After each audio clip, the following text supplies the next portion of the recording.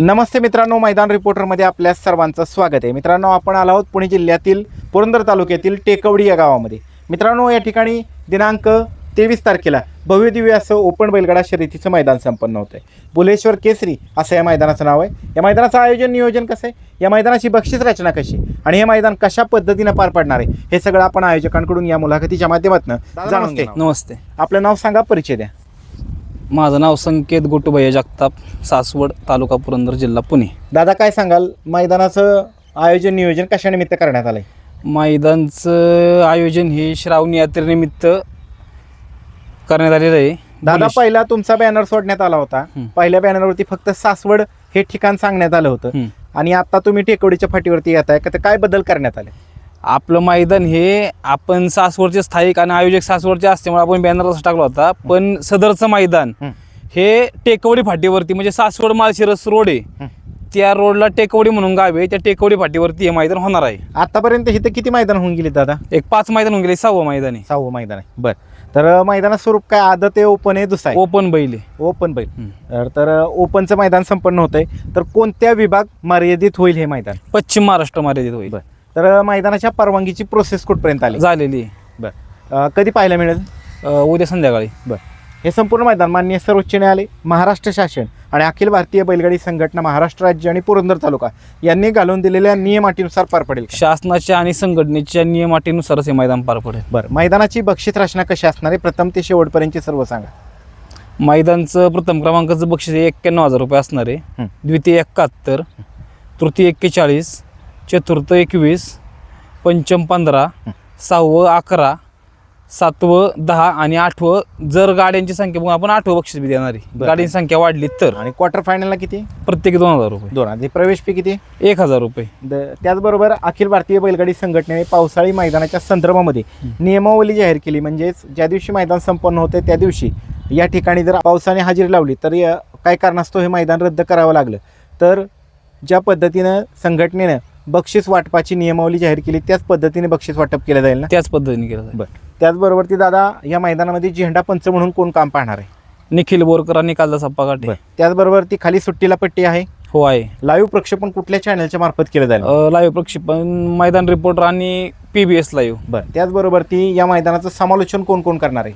समालोचन मयूर तळेकर आणि तुषार नाळे. बरं, त्याचबरोबर ती या मैदानामध्ये निकाली पंच म्हणून कोण काम पाहणार आहे? पुरंदर तालुका बैलगाडा संघटना. बरं, त्याचबरोबर ती दादा, आता हे मैदान आहे 23 तारखेला, तर या मैदानाची लॉट कधी काढली जातील? लॉट 22 तारखेला संध्याकाळी काढले जातील. आपण पाहतोय की सध्या पावसाळी हंगाम सुरू आहे, त्यामुळे या मैदानाच्या संदर्भातल्या पावसाच्या अपडेट आपल्या मार्फत योग्य त्यावेळी योग्य त्या दिवशी प्रसिद्ध केल्या जातील का? हो, सगळ्या योग्य त्यावेळी केल्या जातील. बरं, त्याचबरोबर ती आता ही टेकवडीची फाटी बऱ्याच जणांना माहिती आहे, मात्र उजळणी म्हणून पुन्हा एकदा फाटीच्या संदर्भातली माहिती विचारूयात. तर दादा, एकूण ह्या मैदानाचं रान कसं आहे, माती कशी? रान हे ओराडीचं आहे आणि काळी माती. निम्म रान कटनाचं आहे, निम्म रान काळ्या मातीचं. काळ्या मातीचं आहे. बरं, एकूण मैदानामध्ये किती फाटे आहेत दादा? 10 फाटे आहेत. फाटीच्या आतामधलं अंतर किती? 14 फूट. आता तुम्ही ओपनचं मैदान घेताय त्यामुळे पल्ला किती ठेवण्यात आलाय? पल्ला आता आपण म्हणजे फाटीचा ओरिजिनल पल्ला इथला 750 फूट आहे, पण चढ आणि विचार करून म्हणजे 750 फुटाचे ते 800 फुटाच्या आसपास ठेवणार आहे पल्ला आपण. त्याचबरोबर खाली सुट्टीला एका वेळेस किती गट थांबू शकतात?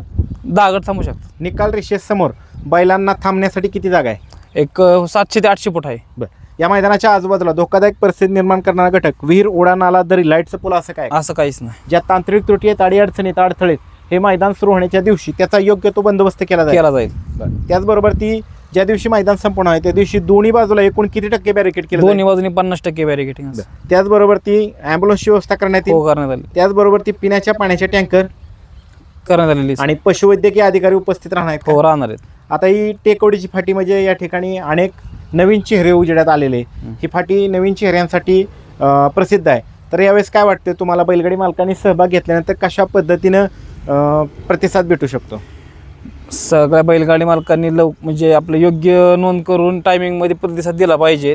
फाटीची खासियत आहे टेकवडीच्या की नवीन चेहरे इथं उदयास येतात, त्या हिशोबाने गाडी मालकांनी नोंद केली पाहिजे.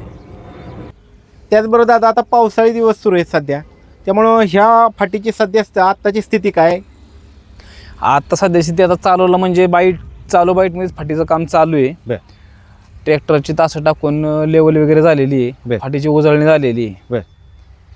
अशी काय अडचण नाही आहे. पावसाचं प्रमाण पण ह्या भागात कमी असतं, बरं. त्यामुळे मैदान व्हायला काय अडचण नाही आहे. बरं. या मुलाखतीच्या माध्यमातून आपण बैलगाडी चालक मालकांना या मैदानामध्ये सहभागी होण्याच्या संदर्भात आणि वेळेत ऑनलाईन नाव नोंदणी करण्याच्या संदर्भामध्ये काय आव्हान कराल? वेळेत सगळ्या गाडी मालकांनी नोंद करा. संघटनेच्या आणि शासनाच्या नियमानुसार रितसर मैदान हे पार पडतं, त्यामुळे सगळ्या गाडी मालकांनी वेळेत नोंद करा आणि कमिटीला सहकार्य करा. चालतंय, धन्यवाद दादा. नमस्ते. आपलं नाव सांगा, परिचय द्या. शुभम आंबले, टेकवडी. बरं दादा, काय सांगाल पुन्हा एकदा या फाटीवरती भव्य दिव्य असं ओपन बैलगाडा शर्यतीचं मैदान संपन्न होतंय, तर काय आव्हान करताल आयोजक या नात्यानं? आयोजक या नात्याने आवाहन करतो, जास्तीत जास्त बैलगाड्या मालकांनी नोंद करून सहकार्य करावं कमिटीला. बरं. श्रावण यात्रेनिमित्त हे मैदान घेतलेलं आहे. बुलेश्वर केसरी म्हणून मैदान घेतलेलं आहे आपण, ओपन मैदान घेतलेलं आहे. ओपन मैदान संपन्न होतंय, कशा पद्धतीने तयारी सुरू आहे दादा? तयारी संपूर्ण पूर्ण झालेली आहे. बरं. जर आता आपण पाहतोय की गाड्यांची संख्या वाढतीये, तर जास्त मोठ्या प्रमाणावरती गाड्यांची संख्या झाली, 800 प्लस झाली किंवा 1000 प्लस झाली, तर आपलं सगळं योग्य ते नियोजन करण्यात आलेलं आहे का? हो, सगळं नियोजन करण्यात आलेलं आहे. मैदान सकाळी किती वाजता चालू होईल?